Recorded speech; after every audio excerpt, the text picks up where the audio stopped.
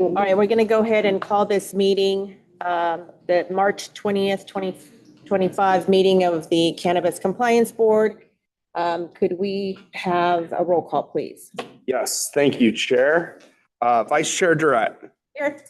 Member Merritt. Present. Dr. Mazarana. Present. General Barry. Present. And yourself, Chair Guzman Freilich. Present. Thank you. We'll begin with a public comment. We'll have public comment in the South, public comment in Reno, and we'll also have online public comment, and we'll give instructions on how to do that online. To provide public comment via telephone, call 669-444-9171. Enter webinar ID 833-7848-2586, followed by passcode 177857. Thank you for that. We'll begin in the South. If we could have public comment, please. Good morning. Hey, my name is Ann Hall. I'm here representing EcoWeed Disposal Solutions.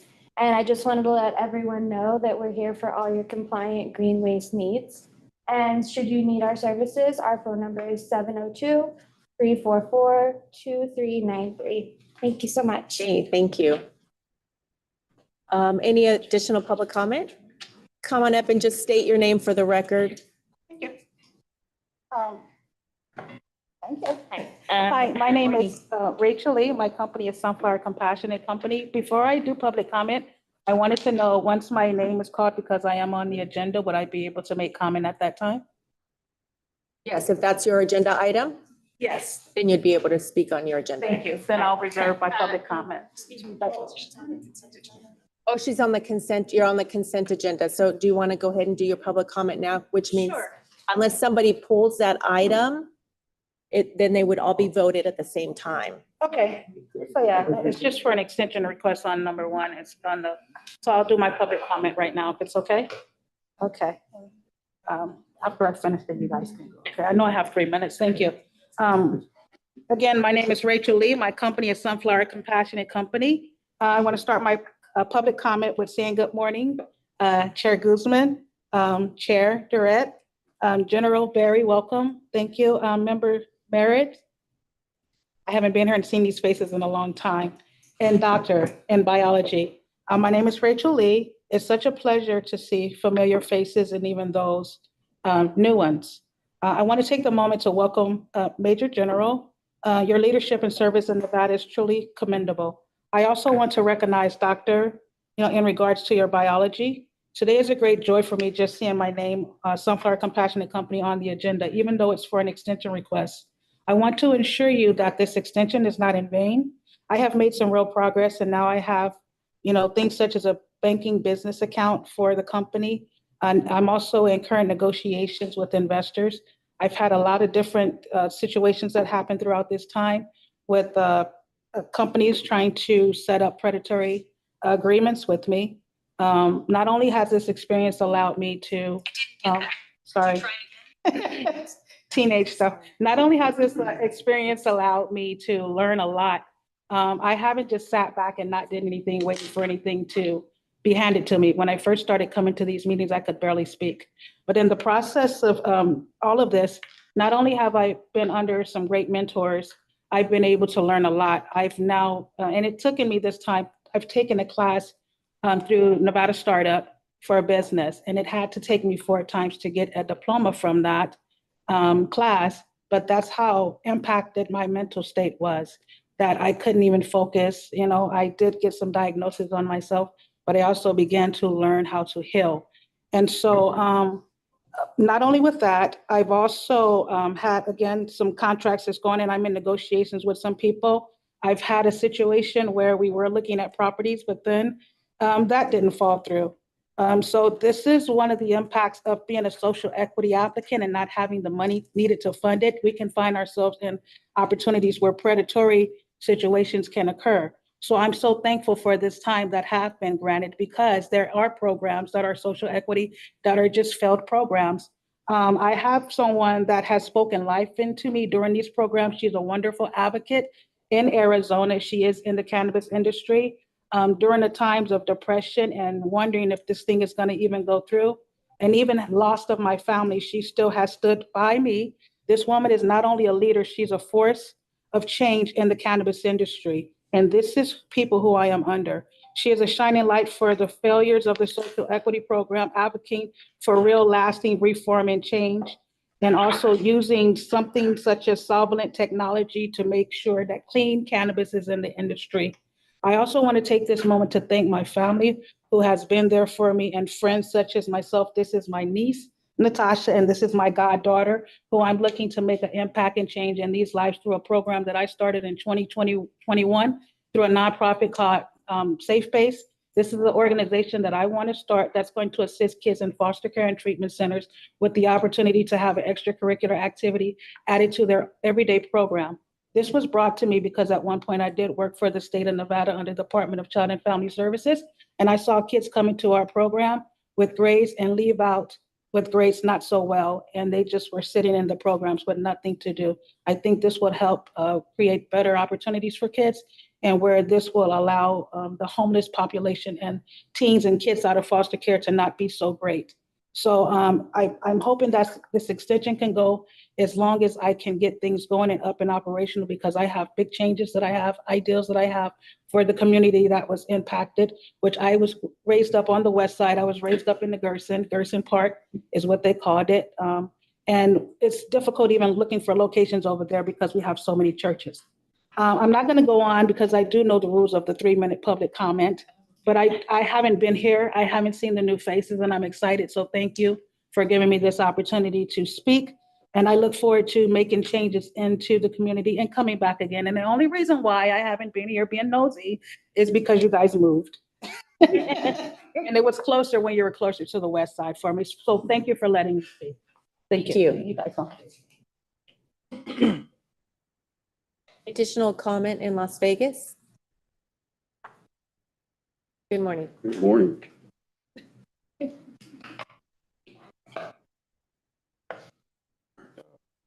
I typed something so that just stay on track. Just a second for that. All right, well, good morning, Chair, members of the board. My name is Chandler Cooks, and I'm here as proud owner of Greenwood Investment Group. Our project is Moulin Noir. This is a project that I poured my heart, my mind, and resources into. So I come to you with humility, transparency, requesting the extension on the due date for that required application information, specifically the $200,000 liquid asset proof. I know some of you may be wondering why the delay, why haven't I secured the necessary funds yet? Truly, it's not for the lack of effort. It's because I face a consistent and deeply troubling pattern, one I believe stems directly from being labeled social equity applicant. Being a social equity applicant is supposed to be an opportunity, a chance for those of us disproportionately affected by cannabis criminalization to finally have a fair shot. But far too often, it has felt like a target on my back, a signal to opportunistic investors that I must be inexperienced, desperate, or unaware of the true value of this license. Time and time again, just like Ms. Rachel Lee mentioned, I've been approached by predatory investors, individuals and groups who see my social equity status as an open invitation to offer me terrible deals, predatory terms, and unreasonable conditions. These so-called offers have been designed to strip me of control, equity, and ultimately ownership of the very business I fought so hard to build. These are not just missed opportunities, they're strategic attempts to capitalize on my circumstances. And the most frustrating part, these predatory investors seem to believe that I don't understand what the license is worth. But I do. I understand that this license represents generational wealth. It represents a chance to break the cycles of economic disadvantage. And it represents an opportunity to create something groundbreaking, not just for myself, but for my community. So I refuse to compromise that vision for the sake of speed. Despite these challenges, I've made significant progress. I've established partnerships with credible professionals. I've carefully curated a team that reflects both expertise and integrity. And I've taken every step to ensure that Moulin Noir will not just be operational, but exceptional. My partners and I have opened up a business bank account, and we've initiated the process to wire the necessary funds. This process is moving forward, but I cannot pretend that securing legitimate funding has been easy. I've chosen to prioritize the right investors over the fastest ones because I know that cutting corners now will lead to greater instability in the future. I'm asking for this extension not as a delay tactic, but as a necessary step to ensure that this business is built the right way with integrity, stability, and sustainability. Las Vegas is a city defined by innovation, entertainment, and iconic experiences, and Moulin Noir has the potential to elevate that legacy. Our vision is to create a luxury cannabis lounge that redefines what cannabis hospitality can be.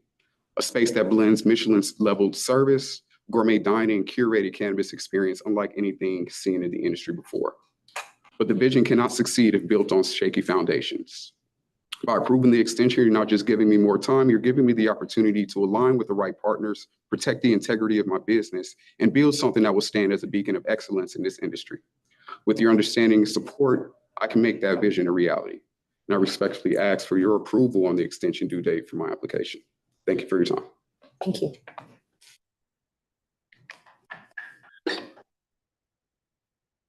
Additional public comment in Las Vegas? Seeing none, we'll go ahead and go to Reno. Is there any public comment in Reno? No public comment in Reno. Thank you. We'll go to online. Any public comment online? If you wish to provide public comment, dial *9 to raise your hand if joining by phone, or click the raise hand icon if joining via Zoom.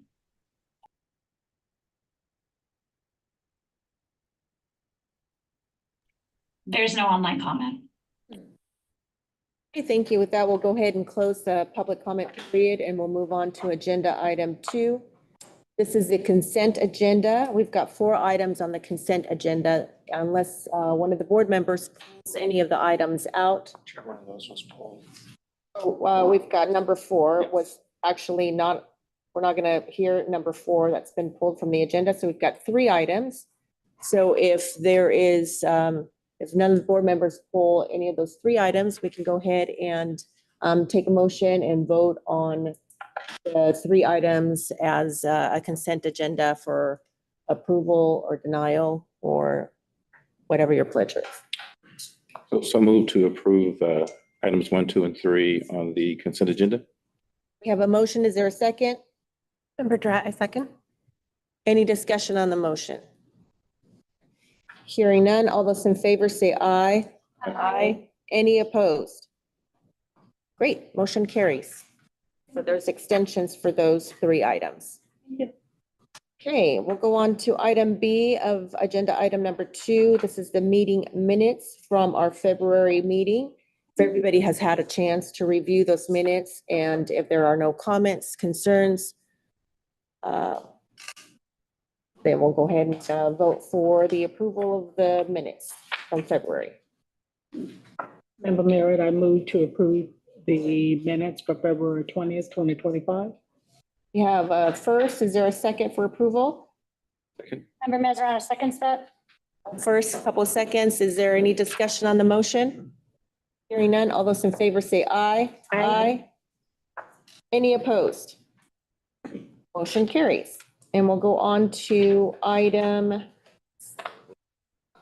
C. This is a request to withdraw the transfer of interest, Libra Wellness Center LLC.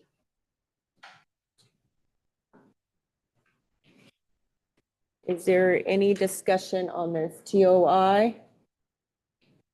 This is a request to withdraw the transfer of interest on Libra Wellness Center LLC. This was a proposed internal ownership restructuring, and that's being withdrawn. If there are no presentations, comments, oh, that's part of the consent agenda. Okay, so if we can go ahead and approve that item C, or can I get a motion to approve item C on the consent agenda? Member Drat, I move to approve item C on the consent agenda. Is there a second? Member Merritt, I second. Any discussion on the motion? Hearing none, all those in favor say aye. Aye. Aye. Any opposed? Motion carries. Okay, we'll move on to item number 3. This is the approval of resolutions. This is for discussion only, and we'll have a presentation on those.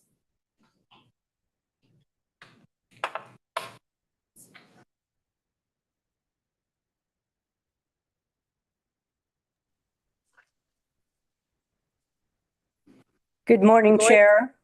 Good morning. Members of the board.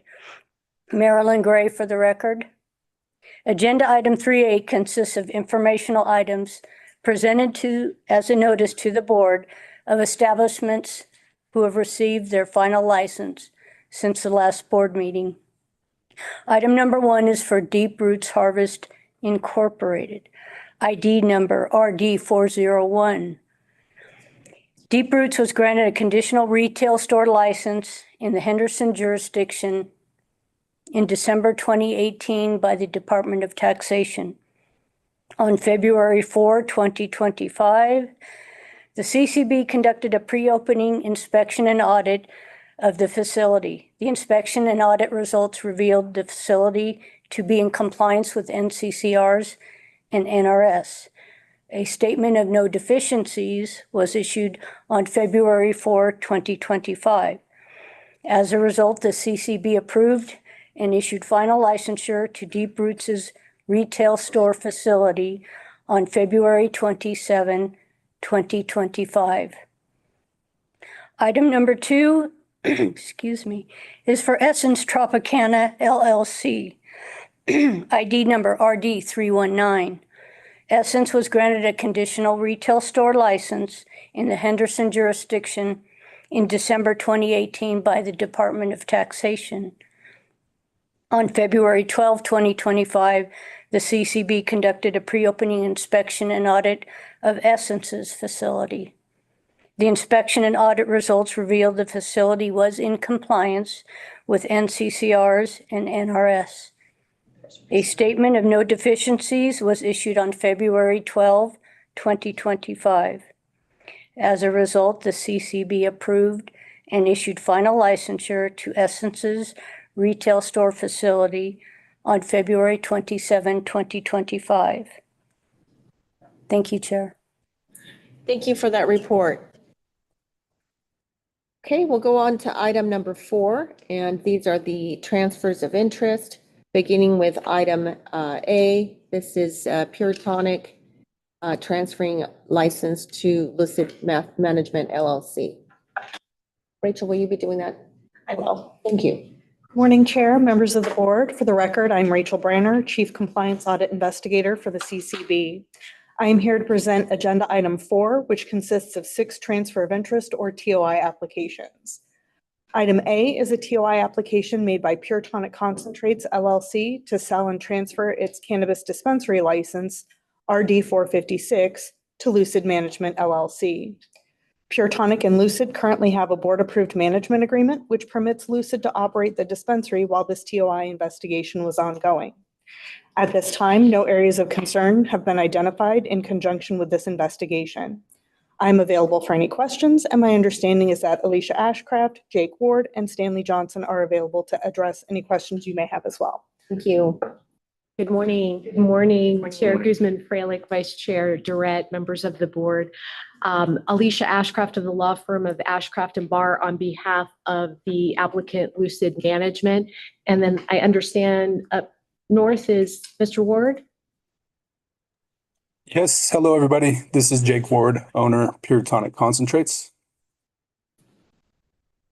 We're very happy to be here. Don't have much of an affirmative presentation as such. I'll just note that Mr. Johnson and Lucid Management built out and started this facility, have been operating it as Ms. Branner indicated. They were approved for their management services agreement last April of last year. We've been working through the process for the transfer of interest.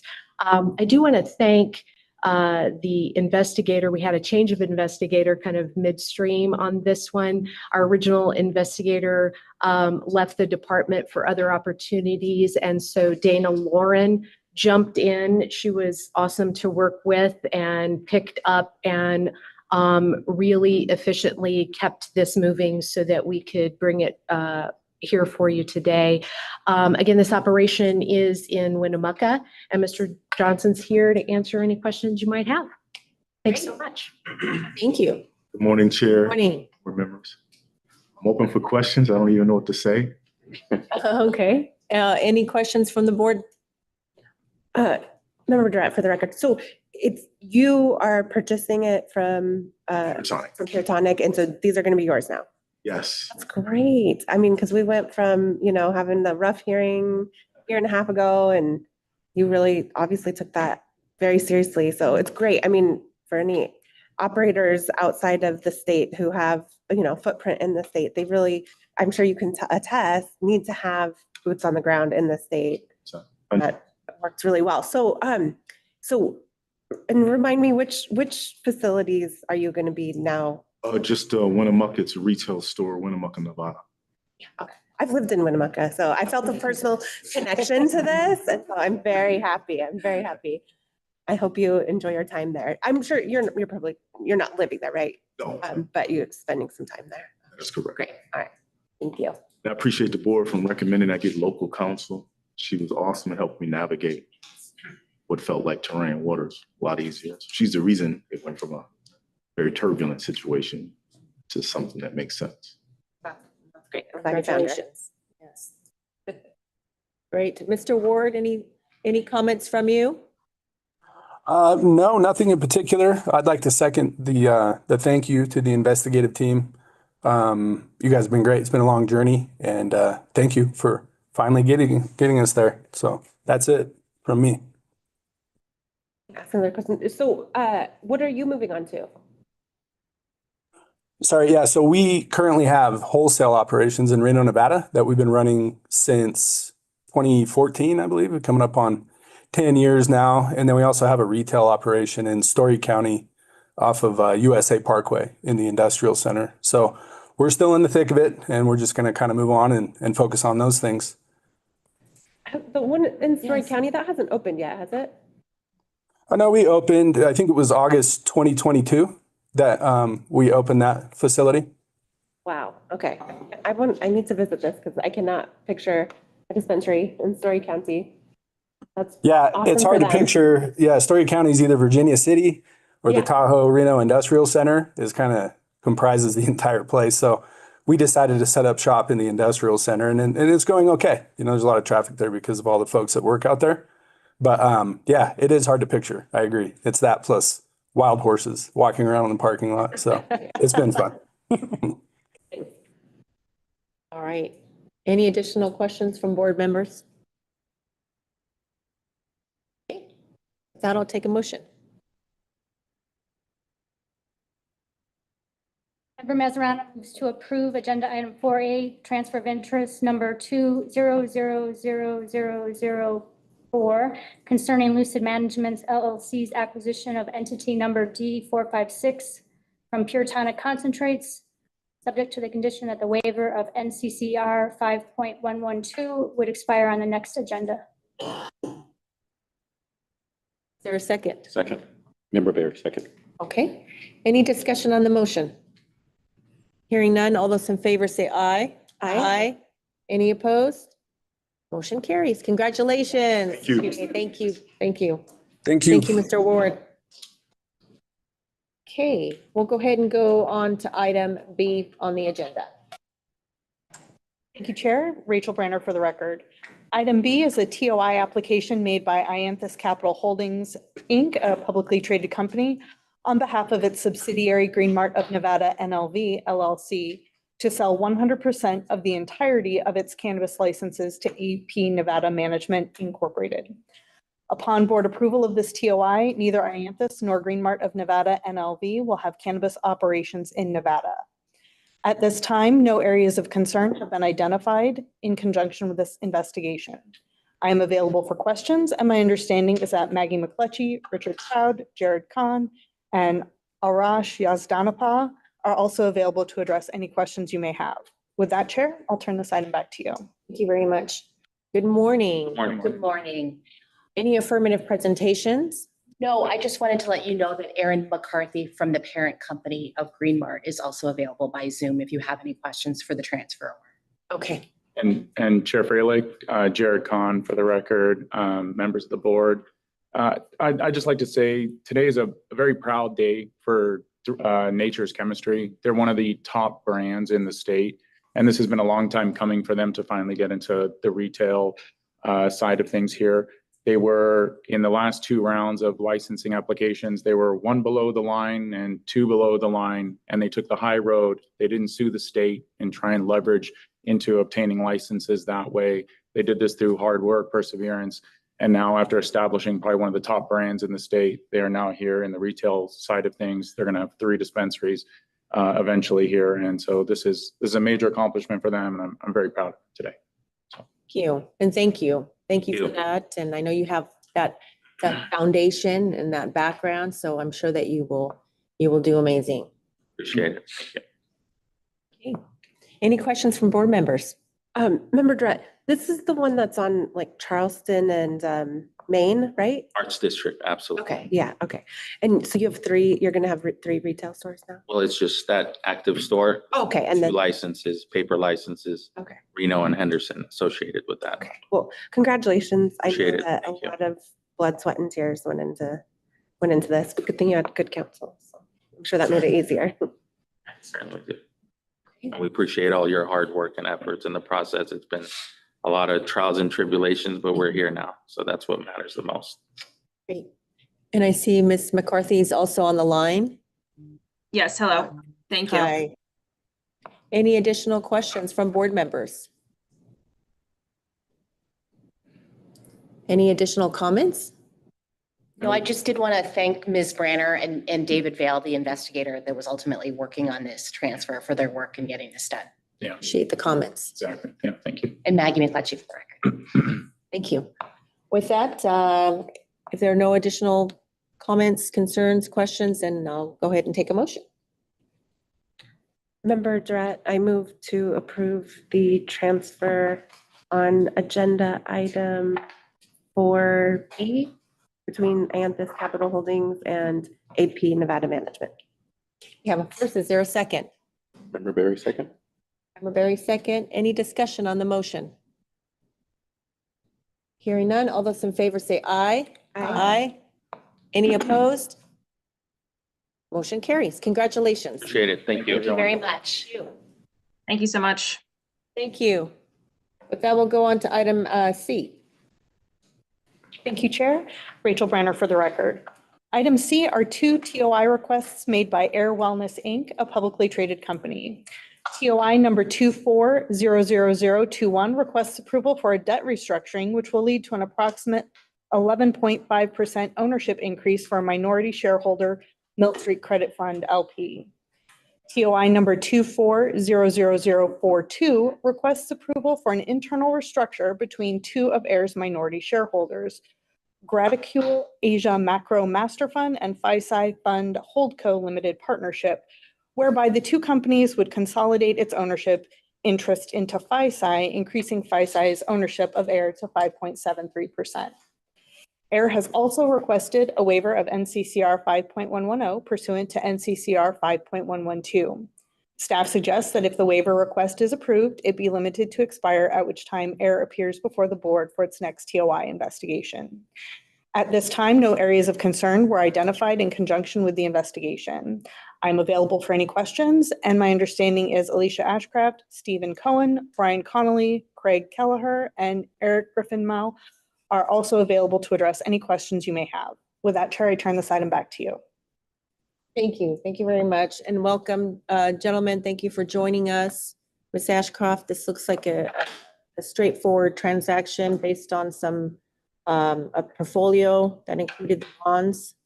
It is, Chair Guzman-Freilich. Thank you very much. Alicia Ashcraft, the law firm of Ashcraft and Barr. If I can just quickly introduce and then just add a couple of things to Ms. Branner's summary, which was very complete.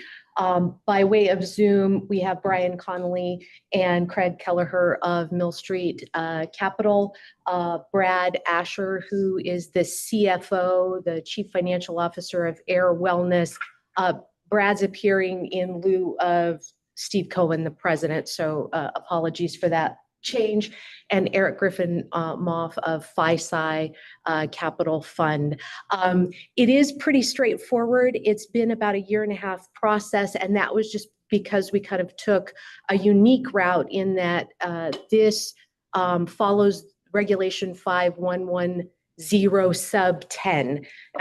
And this is a publicly traded company where, as part of their debt restructuring, there was an issuance of equity where these two fund groups that were previously below 5% as a result of the equity issuance came above 5%. We, in complete transparency on behalf of Air Wellness, reached out to Chief Staley to let him know what the planned transaction was. I just want to thank him and Ms. Branner and investigator Maggie Adams. They were very responsive, as was Senior Deputy AG Chris Rath. Jumped on a call within a day of reaching out to talk about in advance this planned transaction, how we could meet the requirements of the regulations and still have the transaction move forward. And we followed that plan. We gave notice when these equity issuances caused these groups to come above 5%, waited for the 45-day holding period, and then once that passed, submitted the appropriate TOI applications. So that's exactly how this regulation is supposed to work. I think this was the first time that the staff and the board is seeing that come out with the publicly traded company. It gave the board the transparency that you need in these types of transactions, the flexibility that the licensee needs. So it really worked for everyone.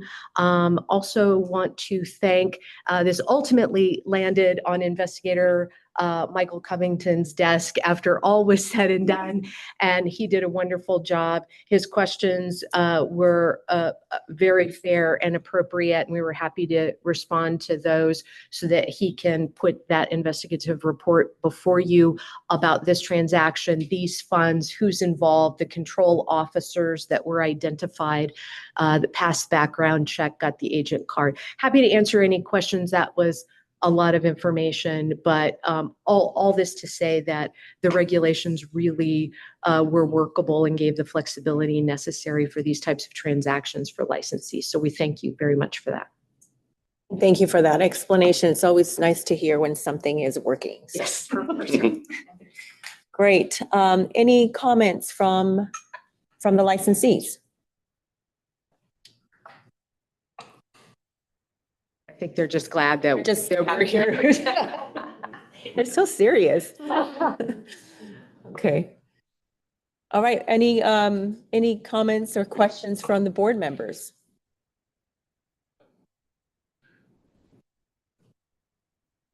Okay. All right. Well, then with that, we'll go ahead and take a motion for the approval, denial, what have you of, I'm just kidding. Get their faces are even more serious. Talking about. Member Mazarana makes a motion to approve agenda item 4C, which includes TOI number 24000021 and 24000042 for the internal restructuring of ownership interest in AYR Wellness, subject to the condition that the waiver of NCCR 5.112 expires on the next agenda date. Great. Is there a Member second? Merritt, for the record, I second. Thank you, Member Merritt. With that, we have a first and a second. Any discussion on the motion? Hearing none, all those in favor say aye. Aye. Any opposed? Motion carries. Thank you very much. Congratulations. And thank you for joining us. Thank you. All right, with that, we'll go ahead and we'll go on to item D. Thank you, Chair. Rachel Branner for the record. Item D is a TOI application made by Medical Cannabis Healing, which requests approval of an internal transfer of interest and the introduction of new minority shareholders. In an effort to raise capital, Medical Cannabis Healing entered into promissory notes whereby, in consideration of capital contributions, new owners were granted ownership shares, none of which was above 5% pursuant to the company's current approved waiver of NCCR 5.110 pursuant to NCCR 5.112. Medical Cannabis Healing has also requested a new waiver of NCCR 5.110 pursuant to 5.112. Staff suggests that if the waiver request is approved, it be limited to expire, at which time Medical Cannabis Healing appears before the board for its next TOI investigation. At this time, no areas of concern have been identified in conjunction with this investigation. However, staff did identify an area of interest, namely medical cannabis healing, neglected to inform the CCB of its new minority shareholders as required by NCCR 5.110. I'm available for any questions, and my understanding is Tyler Morgan and Dallas Horton are also available to address any questions you may have.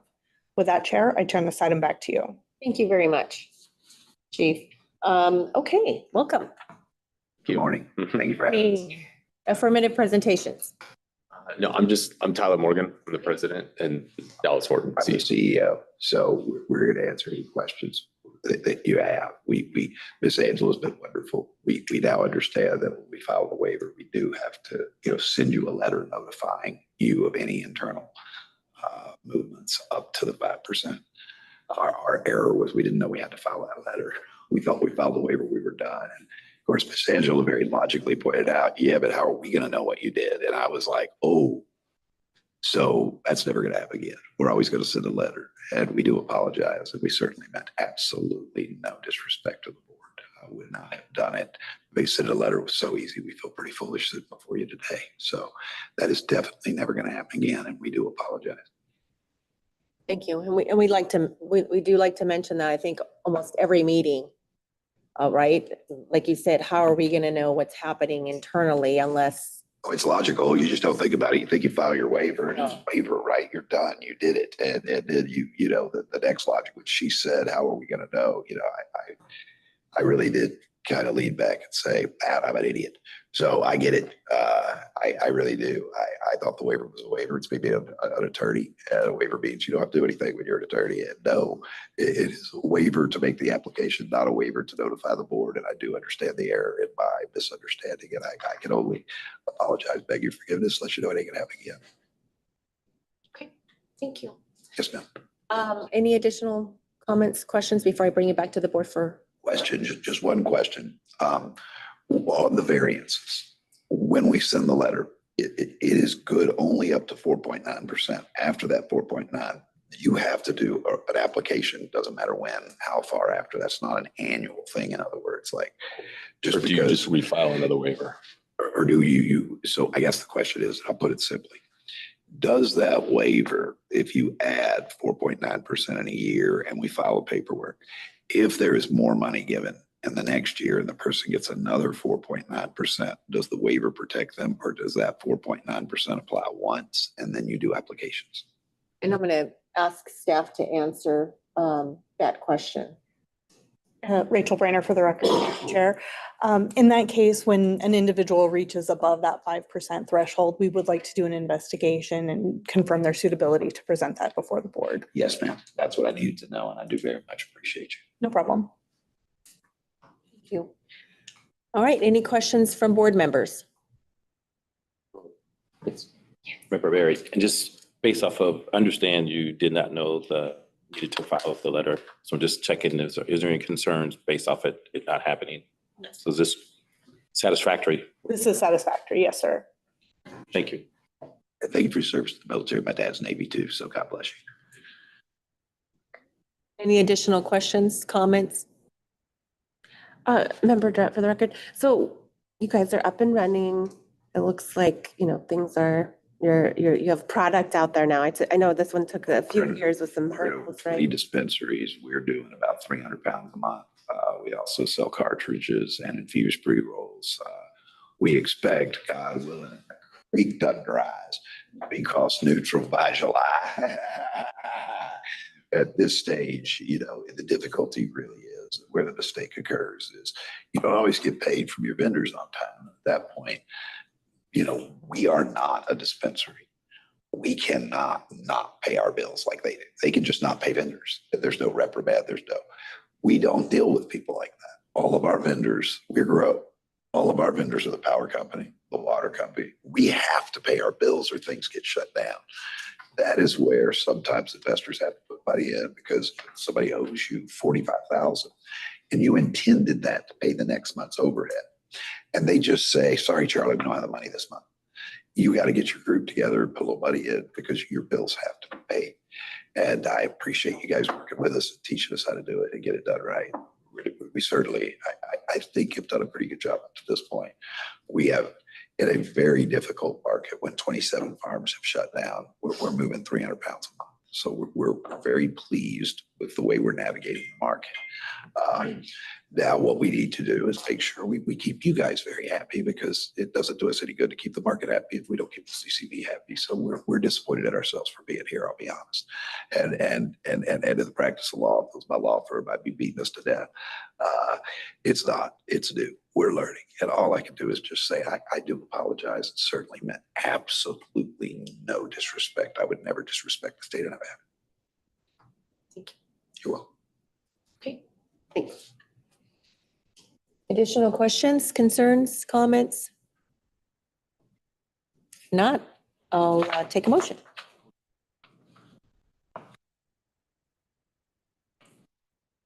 Member Durrett, I move to approve the transfer of interest request pending under agenda item 4D relating to medical cannabis healing. Is there a second? Very second. Any discussion on the motion? Hold on one second. So sorry, they also have a waiver request pending. My motion would include approval of the waiver request. Okay, okay, all right. Do you approve it, General Becky? Yes, ma'am. Yeah. Very second. All right. With the amended motion, yes. Okay, we've got a amended motion and a second to the amendment. Any discussion on the motion? Hearing none, all those in favor say aye. Aye. Any opposed? Nope, motion carries. Thank you. you very All much. right, take care. Thank you very much.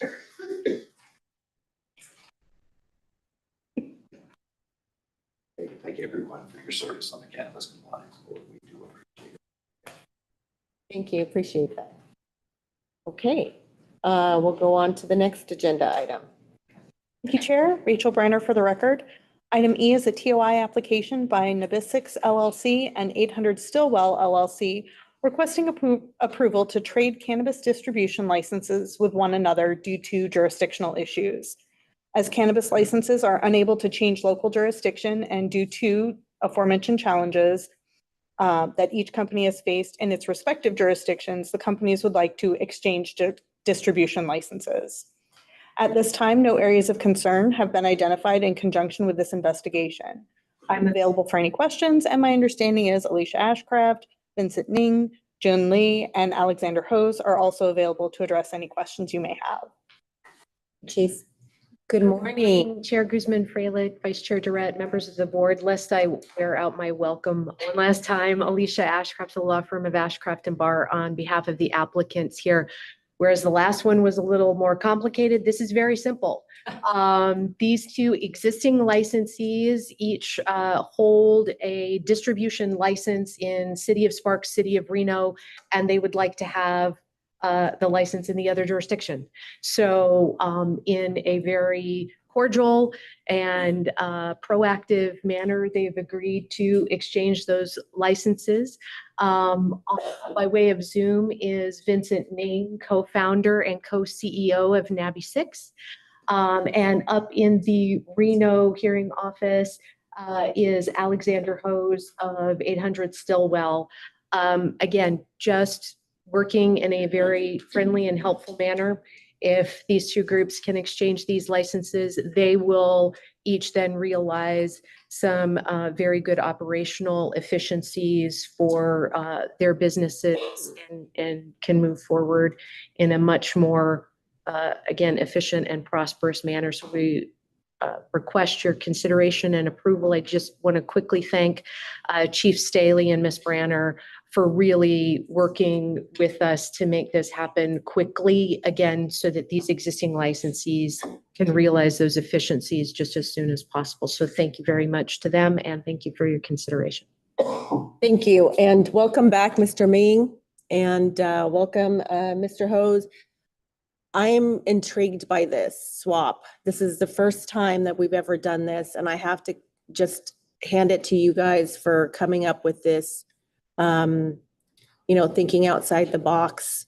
And, the very fact that you guys are just on, it's probably not a handshake, I'm sure it's a contract, but just, from the outside looking in, this collaboration, it just seems like a deal made in heaven, and I congratulate you for it. And thank you so much for keeping business going, and especially up in the, you guys are up in the north where I'm from. And so it's always nice to see business in Washoe County. So appreciate that. Member Mazzaron is just curious how they came to connect to one another. Without violating attorney-client privilege, I think that would have to be me. So they were each my clients and still are, thankfully. And I was seeing the difficulties that each was having in their current circumstance. Mr. Hose has an existing cultivation and production operation in City of Reno, and having a distribution license there would be really beneficial to those operations. But his distribution license was in City of Sparks. Whereas Nabby Six, who you may recall from last year, purchased the operations of Blackbird, was finding that it would be more helpful for them. There's more availability of kind of industrial and warehouse space in City of Sparks. Those of you who are familiar with up north, you know what I'm saying. City of Reno is a little tougher. Not just the state distance separation requirements, the City of Reno has their own as well. And there's not as much available space, whereas Sparks has a little bit more. And they were able to find space that worked better for their operations in Sparks, but we had that jurisdictional limitation on their license, couldn't leave Reno. So I proposed it to both of them. It worked. They're both, I have to say, phenomenal gentlemen and great to work with. So it, as you said, was kind of made in heaven to just have an exchange, and then they both can have just much better operational facilities going, efficiencies going forward. Excuse me. Great. Excellent. Thank you for that explanation. Okay. Any comments from your clients? I'm curious to find out how, Mr. Ming, how are you doing with your business in Nevada since we last saw you? Yeah, it's great to see everyone again, and sorry I couldn't be there today, but yeah, it's good to be here. And yeah, first of all, I just wanted to say thanks, Alicia, for representing us all the way from start till now, and this couldn't have been more sort of like as everyone's been saying, a match made in heaven, and coincidentally. So I mean, the business has been going pretty well. There's obviously in purchasing a business out of receivership, there's certain guarantees and representations that a sort of like a court-appointed receiver couldn't make, and some of them, resulted in, I guess, like inability to warrant or represent things around the real estate and the leases, and so we had to basically shuffle around a little bit of the infrastructure, but didn't need to actually compromise customer service or service quality, and so that was one of the main things we really wanted to focus on. And as a result, we've actually had to change locations in Clark County as well. So that solved, and now we're trying to fix our operational inefficiencies in Reno and Sparks as well, up in the north in Nevada. So we're really excited for this. I think in closing this matter, we'd be able to really continue to drive operational efficiency for Nabis, and ultimately, hopefully, be able to translate those cost savings to our customers. As the Nevada market continues to mature and grow, and we're able to provide a much stronger service level with at lower costs. So really excited for this one. It took us a while to try to, as Alicia mentioned, it's pretty hard to find cannabis real estate in general. There's the sort of green premium. There's landlords who are sort of uneducated about the cannabis space and the perceived risks associated with it. So we're really fortunate that 800 Stillwell was willing to transfer locations with us and licenses, given their needs, being sort of specialized in a different sector of the cannabis industry, where they more or less needed to be closer to the city. And then for us doing distribution, we could be a little farther, lower costs of real estate, et cetera. And so, it sort of has been a sort of like a perfect puzzle piece fit, so to speak. So yeah, thanks for giving me the floor. And yeah, just wanted to say it's been exciting to continue to scale and optimize the business we bought last year with your approval. Good to hear it. Thank you. Yep. Okay. Oh yeah, we're just gonna ask if Mr. Hose, any comments from you? Yeah, well, it was Alicia that saw this opportunity, and we're both working with her, and we're both solid clients. So that all worked out great. The previous guy was, about us growers and getting paid by these vendors is starting to get really worse and worse. I don't know what plans the CCB has to do it, but if we go out, there's no there. That's all. I mean, it's an interesting industry. Thank you. Thank you for that. That's it. Appreciate that. Okay. Okay. Question. Member Drat, for the record, this distribution center, maybe can't really answer this. Maybe I'd have to see it in person, but I'm just curious because initially there was discussion about whether about the tiered licensing basically and how distribution would operate. In general, in cannabis, aren't you going straight from the wholesaler to the retailer? There's not really a need in cannabis for parking the product at some other license, right?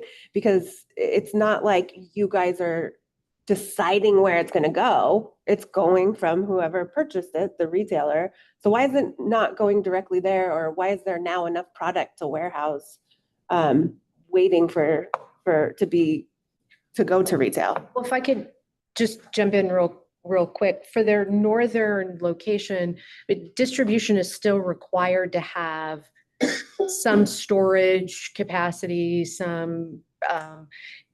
because if they can't complete the direct site-to-site transport, as you indicated, from cultivation production to retail, and they have to store it, or they might be bringing up a large quantity from the south, for example, for distribution up north, and they might need to they're permitted under the regulations to warehouse up to 72 hours without further approval. So it is possible that they could have that kind of transition point, but they're required to have some sort of storage facility as part of the approval of the operations for the distribution license. And so that was the challenge that they were running into, is simply finding a location that met all of the statutory distance separation requirements, the local requirements, one that a property owner would lease to them and at an affordable rate. So it was just better for them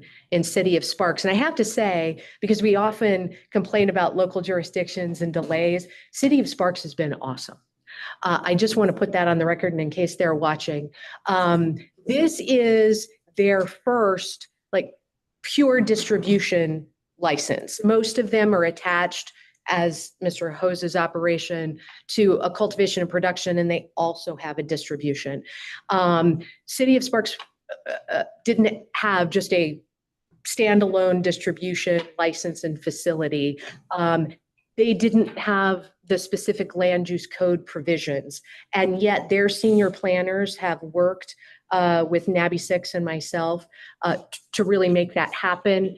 And I just want to thank them. They've been really open and responsive, asked lots of questions, which we were happy to answer. So we're really looking forward to opening up in their jurisdiction. So. Yeah, I mean, to add to that, and Alicia, I don't think she has a distribution background, but she knows so much to be dangerous at this point. So, well, I mean, she basically covered pretty much everything I wanted to say. I mean, the space isn't, the only thing I'll add is the space isn't exceedingly large, to your point. There's the 72-hour maximum holding period.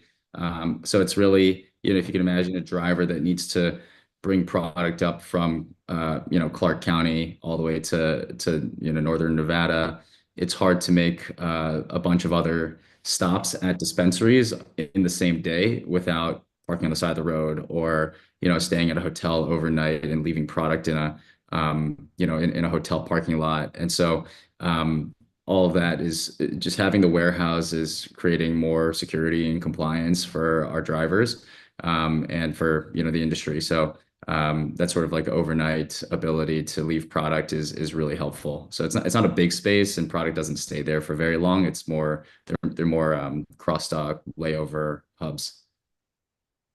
That completely answers my question. Good. We're learning, lots of learning all the way around. So thank you. Yep. Okay. Any additional questions? Right, I'll take a motion then. Barry, I move to approve agenda item 4E TOI number 250006 for the exchange of entities to T003 and T079 between 96 LLC and 800 Stillwell LLC, with the understanding that 96 shall now be reflected as the owner of T079 and Stillwell shall be reflected as the owner of T003. For a second? Member Mayor, for the record, I will second. Thank you. Any discussion on the motion? Hearing none, all those in favor say aye. Aye. Any opposed? Motion carries. Thank you. Thank you, gentlemen. Thank you very much. Everyone. Good luck. Bye. Okay, and with that, we'll go ahead and go on to item F. Thank you, Chair. Rachel Briner for the record. Item F are TOI applications made by Mystic Holdings, Inc., a publicly traded company, on behalf of its subsidiary Qualcan, requesting approval to dissolve Qualcan and distribute its licenses across 3 new entities, which are also wholly owned subsidiaries of Mystic Holdings. Mystic Holdings has also requested a waiver of NCCR 5.110 pursuant to NCCR 5.112. Staff suggests that if the waiver request is approved, it be limited to expire, at which time that Mystic Holdings appears before the board for its next TOI investigation. Staff have identified an area of concern with this application, namely Mystic Holdings through its subsidiaries Qualcan, Pixie, and Pixie Reno, owed the Department of Taxation approximately $931,000 as of March 7th. This is an increase of approximately $346,000 since Mystic's previous appearance before the board on December 27th, 2024. I am available for any questions, and my understanding is Heather Craney, Lorenzo Baracco, and Michael Cristalli are available to address any questions you may have. With that, Chair, I turn this item back to you. Thank you. Good morning. Good morning, members of the board, Chairman Guzman, Director Michael Cristalli on behalf of Mystic Holdings. With me is the Chairman and CEO of Mystic, Lorenzo Baracco. Okay, welcome. Do we have somebody else joining us online? I don't believe so. Okay. All right, then presentations. Thank you, Chair. First of all, just to kind of summarize Mystic Holdings, Qualcan was an original licensee back in 2014. Mystic was formed in 2016. It's really one of the only publicly traded companies that are actually listed on the US exchange on the OTCQXB. Majority ownership from the inception has been based in Nevada. Control has always been based in Nevada. And so this is a Nevada-based company. The licenses, some of the licenses that we're talking about today were acquired out of the litigation in 2018. And so they went into Qualcan LLC as part of the litigation. The purpose of today in terms of some internal transfers is to take certain entities out of Qualcan, which was awarded the licenses back in 2018, to put them into SkyPoint, which is the SkyPoint dispensary, Carson, which will be the Carson dispensary, and then Univision, which will be the production and cultivation facility. The board is probably familiar. Mystic is a vertically integrated company. It has 4 retail licenses, 2 production and cultivation, 1 here in Clark County, the other one in Tonopah, and it's Tonopah Farms. If the board remembers, we were before the board in late December 2024 in regard to the TOI on the receivership in Tonopah Farms. At that point, we discussed the issue with regard to taxation. We presented to the board at that time that I believe the company paid in excess, I don't have the exact number, but the board does because we put it on the record, in excess of $750,000 prior to the close of 2024. Today, as a result of just listening to some of the numbers, we've been working to reconcile those numbers with the Department of Taxation, but specifically, and Mr. Baracco can speak to it more directly, we've paid an additional $713,345.22 since December of 2024. So substantial amount of money has been paid to the Department of Taxation in addition to what was paid at the close of 2024. Additional payments have just been made as recent as this week, and we continue to make payments on a weekly basis, if not a daily basis, that are drawn out daily from the accounts. Just reiterating some of the concerns with regard to the industry. Obviously, if Company A invoices Company B for example, $200,000 at the wholesale level, they are taxed immediately upon transfer. But if Company B doesn't pay that invoice within the 30 days, as it is allowed pursuant to contract, then obviously things get backed up in terms of operations. So, we reiterate the struggles that the industry continues to have, both with regard to in industry concerns as it relates to receivables, but also just a general decline in the industry in terms of some of the impact with, intoxicating hemp issues and illicit market issues. So we'll continue to work with those. We appreciate the board and what the board is doing, and executive director as it relates to some of those issues that are currently, contributing to some of these factors as it relates to the industry. But this is an internal transfer, and for the reasons that I've stated, any questions that the board may have, certainly be more than willing to answer them. And Mr. Baracco is here to answer those questions as well. On the tax department, I just heard that the tax has increased since the last we saw each other. We have a substantial going back and forth with the Department of Taxation. We don't agree with that. My numbers show that we've paid current taxes of $400. By the way, I believe that $900,000 marks includes this month's taxes, which are approximately $300,000 that are not due until the end of the month, because we submit the forms before we actually pay them. So they result. But as we received, and I think the CCB's staff received mail from the Department of Taxation just yesterday confirming the numbers, saying that, I give you an example, there is $260,000 in sales and use tax on Qualkin's license. Then I pull from the Department of Taxation's website how much we owe them, and it shows $155,000. That does not include my yesterday's payment of $40,000. I just want to say that since the last meeting, we had told you that we were going to bring the balance down. We paid the current taxes were $490,000, which we paid in full. We have no liabilities on current taxes, and we paid $225,000 towards the past due. So it is a little, I'm not sure how.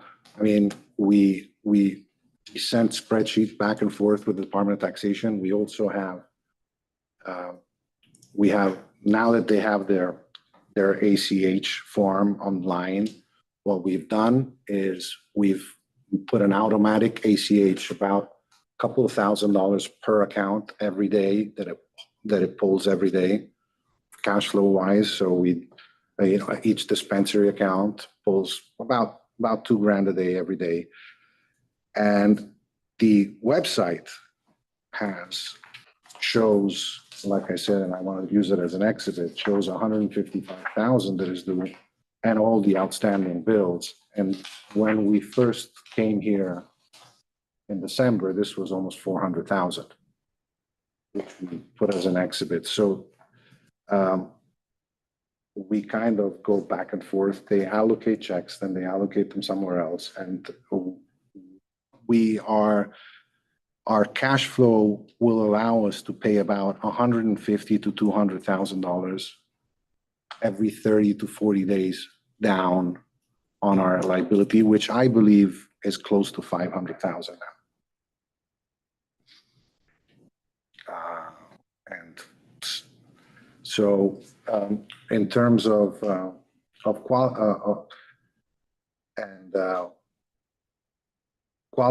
and there is no liability on Qualcan on the cannabis tax. It's all sales and use tax. If you have any questions, I have the accounting and I have it here. And we provide the CCB on, I think, Michael's, we send updated almost every week on a spreadsheet of what we're paying, what is, and all our accounting. And we've been having, we go back and forth with the Department of Taxation. They're very nice, but we kind of disagree with them on some things. So let me ask you about the transaction here today. Basically, it's Qualcan has how many licenses under Qualcan? So Qualcan has cultivation, production, and 2 dispensary licenses that were awarded. And they're all amassed in one single LLC. And for all sorts of purposes, it's better to have the dispensaries on their own LLC. So the three are going to now be under All independent. all independent LLCs, Yes. and then Qualcan then goes away. Qualcan goes away and Mystic stays on top. Okay. So you have currently Mystic. So we added Tonapa Farm, which is an independent LLC. We have the Reno Dispensary, which is an independent LLC, the Desertine, which is an independent LLC. And we just, for all sorts of reasons, accounting reasons, for liability reasons, you should have independent LLCs operate each independent. Okay, and so let me just ask you this. When you put those 3 licenses under independent LLCs, what happens to all of the vendors that were dealing with Qualcan? If there's outstanding bills, do they? No, we pay them all. We'll pay them all. We can make it as a condition. We're not doing this to avoid payments to vendors. You can, you can understand my concern after. No, absolutely. Just hearing from different licensees saying how tough it is I actually believe vendors to pay them. in the past, and I'm not sure, when we purchased a dispensary from somewhere else a few years ago, we then ended up having to pay their outstanding liabilities because the assumption was that the liabilities follow the license if it's a cannabis transfer. I'm not sure if that's the actual law. I'm not the lawyer, but we, when it was Bloom, we paid every single outstanding invoice. And we don't have, on the dispensary account, I have done it a while back because it was accumulating. Our dispensaries, 90%, 95% of our vendors on the dispensaries are paid COD. I don't like accumulating debt. So I don't allow my purchasing people to accumulate my debt. So they can only purchase what cash they have available. And we decide every week how much cash they have and they pay COD. So I generally pay most of my vendors because I was so far behind with the vendors about a year and a half ago. So we pay our vendors COD, and like prior, without, we have good relationship on our wholesale, but it is very, very difficult to get paid at the moment. Extremely difficult. And Michael said, the problem is on the cannabis tax, you are not invoicing the tax. It's not like, sales tax where you add it on. Your invoice is for, 100 pounds you sell at, let's call it $100,000. And then we pay 15% taxes, which is $15,000. That tax is due the moment we transfer. And if the vendor doesn't pay you, we're still liable for the tax because it's not a sales tax that we collect and we have to give it through. It's a tax based on the transfer of the flower. And if in a case where we deliver $400,000 or $500,000 at the end of January, if they don't pay us by the end of February, we have $100,000 tax liability on payment that we don't receive. And the industry in this moment is and it's like, they don't pay me, I don't pay. It's very, very, very tough at the moment to get paid on time. We have, I think, 3 vendors that we're gonna very shortly sue. You said that your tax liability per month is about 300,000?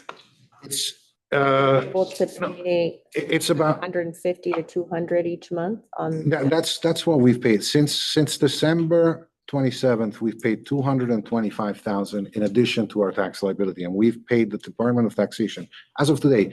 That does not include the roughly 200,000 or 250,000 that is by the end of the month. But since December, we've paid $713,000 of taxes since December 27th. And that's for the whole umbrella of Mystic. That's for the whole umbrella of Mystic, excluding Tonopah Farms, which just came online. So 713,000 in taxes, of which 490, so roughly 500, let's call it 500,000 in 2 months is our cost. It's 250,000 a month between all the umbrellas. And we paid another 225, which is a third. So we're kind of doing 2/3 current, a third back to cook. And we should, at this rate, within 3 months, we should be done if the market holds. Any additional comments before I bring it to the board for questions? No. Okay. All right. Questions from board members? Yes. Member Mayor. It says here that taxation have also indicated that each of the subsidiaries have remitted several payments, which was returned for non-sufficient funds. Paying those taxes is one thing. Yes. Yeah. Having it returned, NSF, is something else. Can you explain that, please? Yeah, we did. We explained this at the last board meeting. It was 6 or 8 NSFs. We do several. So you have to think so it's 2, 4, 6, 7 licenses. So it's 7 different checks. And it happened to us in the course of 12 months when we lost bank accounts. Now that we have First Foundation,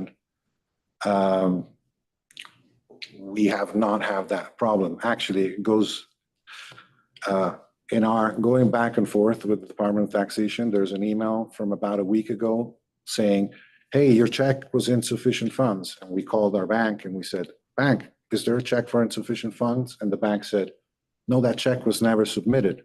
We sent a letter to the Department of Taxation from the bank. The Department of Taxation found the check. They had never submitted. They submitted it cleared. Believe it or not, that's what I'm putting it, and I could swear to it. It was $27,000 that cleared, and they had lost the check. And instead of But the difference between a lost check and a check that's NSF is a totally different thing. I understand. They emailed us that the check was insufficient funds, was returned for insufficient funds. We asked the Department of Taxation to send us a copy of that check because you have it cleared and it says insufficient funds. They didn't have it. We called the bank. The bank manager, who's a very nice gentleman, and he did the search and he said, no, this check was never presented. We sent his email back to the Department of Taxation. The Department of Taxation did further investigation. They found the check. They made a mistake. It wasn't our check. They found the check, they put the check in, it cleared. And since we've had First Foundations and since October, September, we have not had any of those problems. We had a lot of problems with Bank of Nevada and which was our prior bank, which our bank was shut down. Our bank account was shut down and the prior bank to the bank was closed. So the problem is when they shut you down and everything. And another example of efficiency, we paid a check we hand delivered a check at the Department of Taxation on February 2nd. It cleared yesterday. So between the time where we gave it to them, the time that they deposited and it cleared, it's almost 2 months or a month and a half. And in the past, when that happened and your bank account got shut, there was really nothing you could do except replace them. And when we got the NSF, we replaced them immediately. So those were prior to us having a debt with the Department of Taxation. The debt came after. I don't know if I answered satisfactory. Sounds like you're gonna have to pay them in cash.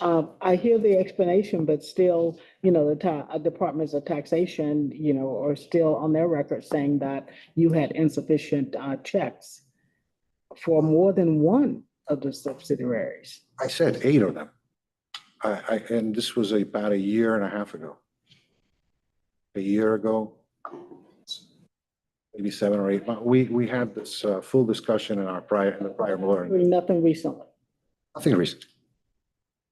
Nothing recently. Not since October or September. And Member Merritt, obviously knowing the banking industry as you do, I was surprised myself when I heard that a insufficient check was identified and then contacting the bank and doing the research to only find out that the check was not presented and then further investigating with the Department of Taxation to find out that it was in fact not presented, which to me, I still don't have an explanation as to how they could identify a check as insufficient funds when in reality they never presented it. Don't have that explanation from the Department of Taxation, but we do have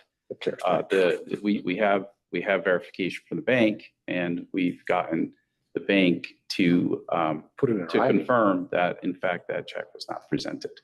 And then the prior issues that predate, obviously this, I think now in excess of a year, had to do with some banking issues. Thank you. And I don't know, maybe I shouldn't name the banks that shut us down, but we have several banks that shut us down, and it was very, very tough. And it's thanks to the Dispensary Association that we were introduced to First Foundation, which fully accepts us as a cannabis operator, which is, a big relief for us.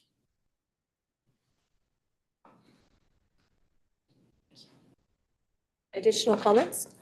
Questions? Member Dret, so you do owe about 500,000 in back. Absolutely, yes. I think I don't think any of it matters except for that. So, blaming taxation is probably not the right approach. I'm sure they've made mistakes on their end, but I would come in with the approach of, oh my gosh, we are leaders in the industry and we don't even want this being, the reality right now. We don't want this out in public that this is happening because we know we're setting the standard and we know that there are other operators out there who haven't been a day late on taxes. And so the approach shouldn't be, yeah, but there's all this other information and we already explained this to you. And well, we got a business out of receivership. The approach should be, this is all going to be taken care of. This is when it's going to be taken care of. And then that's when it's taken care of.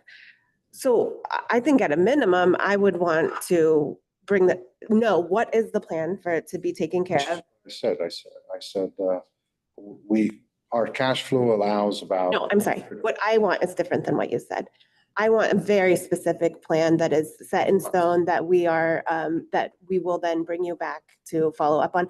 And that will be the more gentle approach, because I think the approach could be an investigation for a complaint for non-paid taxes, as other licensees have been treated in the past. And so I really want you to compare this to the way we've treated, how other licensees have been treated in the past, and not in a vacuum. Yeah, and member Durrett, just to address that issue, I don't think if it did appear that we were contributing the tax issue to the Department of Taxation, that's not the issue. What we're trying to state is that, you know, since our presentation back in December, we've paid probably close to $1 million, and then subsequent to that hearing, we've paid close to, I think now, over $700,000. So that's a lot of money in terms of operations. And the only thing that we're identifying for the record is that the reconciliation between the accounting that we have presented to the Department of Taxation and to the CCB is different than the reconciliation with the Department of Taxation. And what we have been doing regularly is sending spreadsheets to the CCB with regard to our reconciliation of our tax liability and the status of our payments on a regular basis. So we are vigilant in continuing to update both the Department of Taxation and the CCB on our progress with regard to taxation. It is a primary concern of companies. And as you can see, with the amount of payments that we've made over the last several months, that we are taking it very seriously. So if there was some misconception in terms of contributing fault, that's certainly not the case. We're not doing that. We certainly understand the concern, and we recognize that issue. There could be issues with their reporting. I've had issues with taxation myself with the accounting, right? It's really difficult to go back and forth. So that's not the problem.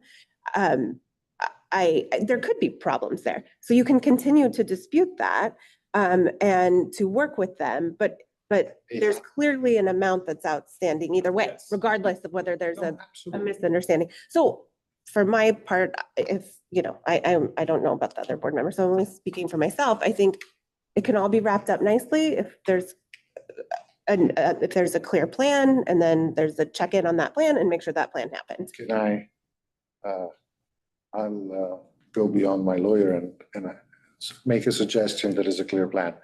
If you were to approve this today, condition on Vulcan paying all its taxes, so the transfer doesn't occur until all the taxes for Vulcan are paid, that takes care of one problem. And then the other two entities will have, 30 to 60 days.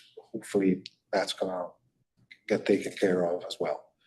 Our intention is to clear 100% of the tax liability as soon as possible with the cash flow and with the problems, like I said, of not being able to collect.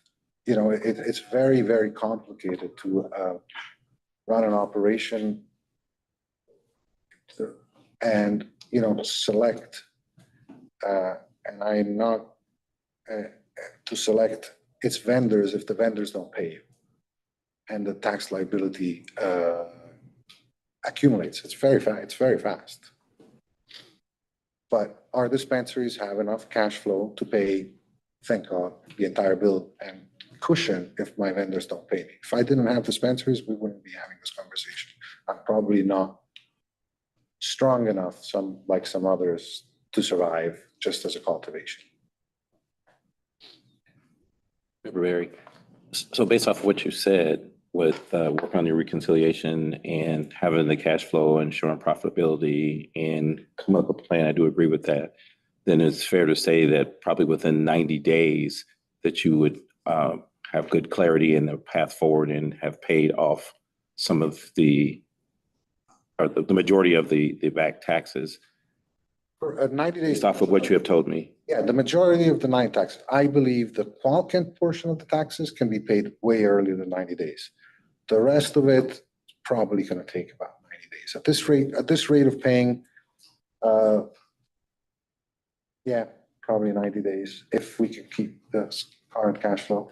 It makes more sense Or instead of make it conditional on the transfer, then maybe say, come back with that information and we have better clarity on the way forward versus putting a condition on it.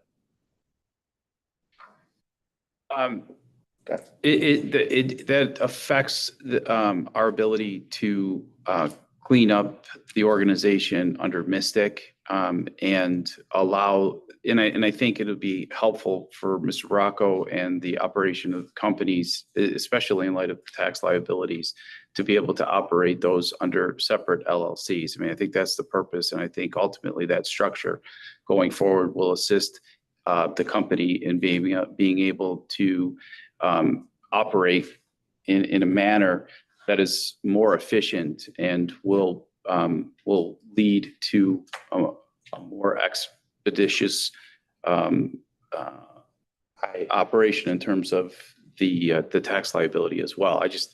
It certainly we believe it's appropriate to condition it upon the payment, especially as it relates to Qualcan, since as Chair Guzman has identified, it will not be a entity that will operate.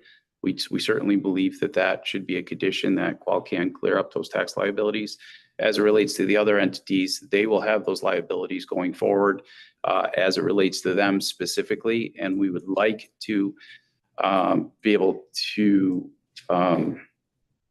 operate under that organizational structure, because we think that ultimately that'll be a clear path to resolution on the tax liabilities as well. So just quick, if the conditions aren't met, what kind of work does that put upon your organization and us to rectify? Well, I think you have obviously remedies. The board has remedies, obviously, as Member Durrett has identified in terms of initiating a complaint. Certainly, we don't want that. We pride ourselves in making sure that we keep open lines of communication with the CCB in terms of our liabilities or other compliance issues. I mean, we have been operating since the inception of licensing in the state of Nevada, since the beginning of medical, and we've seen all the dips and high points in the industry. So to answer your question, Member Barry, I certainly think the CCB has remedies available to it if we don't meet that criteria.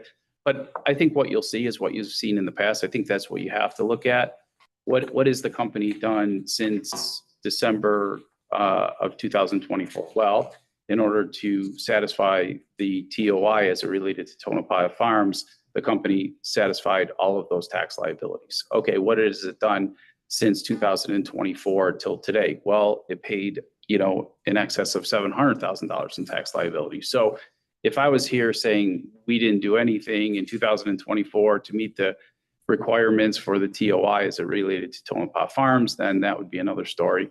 If I wasn't here today saying that we've paid in excess of $700,000 in tax liabilities, that would be another story. So if we appear before you or advise the CCB, and I think the CCB can attest to us giving them regular updates in terms of tax liabilities, payments, spreadsheets, reconciliations. If we hadn't done that in the past, if we didn't have a history, I would agree. The fact that we have met those criteria in the past, I believe we will in the future. And if we don't, you certainly have regulatory remedies that you could pursue against the company, which we won't want to do. Let me add also, it simplifies. Now you have an umbrella in terms of, bank account, everything. So everything has to go in the same bank account. It's much easier to set up auto pay for the dispensary that pays sales tax and use tax on a separate bank account that is its own bank account. So now the way cannabis banking works, you can only, I could not use one dispensary and put it in a separate account and pay taxes because it has to be in that corporation. They tie it to the POS system. They want to see the sales. They are very precise because of regulations on the money that flows in, and combining it all, putting wholesale and dispensaries in one account is not helpful. I'm not saying that, that we're not in a, I'm not saying that we don't, how do I approach it? we owe the money and we have to pay it. There's no doubt about it. And we'll do the best to pay it as fast as possible. Member Drutt, where I'm struggling is that no doubt you guys are going to pay it and you are great operators. That's why I'm struggling with reconciling our history of people who had not paid their taxes being sent to the AG's office, investigated, complaints filed, discipline issued, and not imposing that on you guys.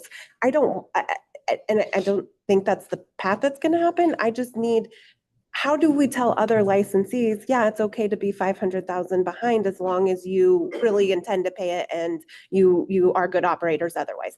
So there's that's my struggle. Like, where are we now with that as an industry? How are we going to be able to tell other, and we had an operator that was not so much more behind in taxes that had to sell their dispensary license just to pay that tax bill. You're not in the same situation, so you're not having to. So how do I reconcile treating this differently? That's the struggle. Yeah, I mean, I think you have, the way you have to reconcile it is you have to look at the past payment history in just over a short period of time, right? We have a big operation. We have a lot of tax liabilities. Cash flow goes into other operations and development as well and other acquisitions. You guys in the Department of Taxation, whether or not you like it or not, you're partners with the industry, and you have to work with us to a certain extent. And if we didn't have a history of paying significant tax liabilities, I would understand the issue a little bit more. And if it was a situation where we were essentially insolvent and we weren't able to make those tax liabilities, and like the example that you may have presented, they had no choice. We do have cash flow, and we are allocating that tax flow towards tax liabilities, as we indicated. I mean, millions of dollars in several months is a lot of money to allocate for anything. And in this case was the tax liability. So we have to allocate that towards tax liabilities, but we can't do it at the expense of not paying employees, not being able to operate in a manner and mechanism that is compliant with regulations. And so it's a balancing act. So we're just asking for some consideration in light of the past, compliance in terms of the tax liabilities and payments, just to give us an opportunity to make up that deficiency. And when we first came here on the 27th, we had about $1 million in liability. Now we believe we have about $500,000 in liability. That's half done. $500,000 is a big number for any, if you have a store, it's a big number. But keep in mind, I just gave you the numbers of what we pay. We paid $500,000 in 2 months in current and $225,000 for the past. So $500,000 in tax liabilities, really 60 days behind. It's still not acceptable to be 60 days behind, but it's 60 days behind. And if we can cash flow, and we had a massive cash flow expense when we went into Tonopah. We were, $6 million in cash expense in 6 months with no revenue. Now it's starting to generate a little bit of revenue, and we will catch up. We will catch up within hopefully 90 days. And if not, we'll take out a loan and catch up. Okay, any additional questions before I bring it back to the board for deliberations? Any additional comments before I bring it to the board for deliberations? No, Chair. Okay.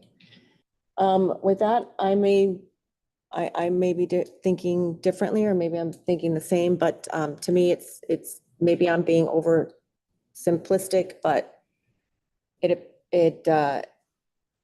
we have here a transaction for a change in your structure that checks all the boxes. So without all of the debt to taxation, the transactional piece for me is an easy piece, right? You're changing the structure, just like a lot of other licensees that came before us. No issue with that.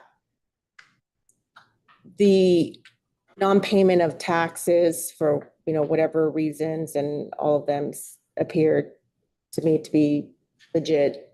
But it's still in violation of our statutory, structure or our statutory provisions to not pay taxes. So with that, we should treat you the same as we do everybody else. We send it to the Attorney General's office to determine whether or not there's a violation.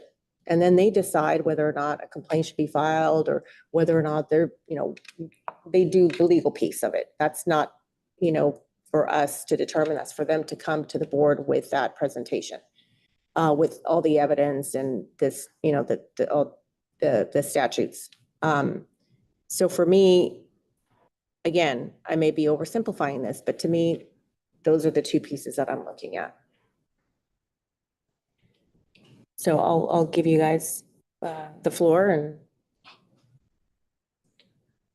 you guys, I'm ready for a motion, however or if you want further discussion. The only other point I could make is we were just in court on the Hempire matter and the receivership. And there was an outstanding tax liability as related to Empire as part of the distribution of funds. And the Attorney General was involved in that as related to the Department of Taxation.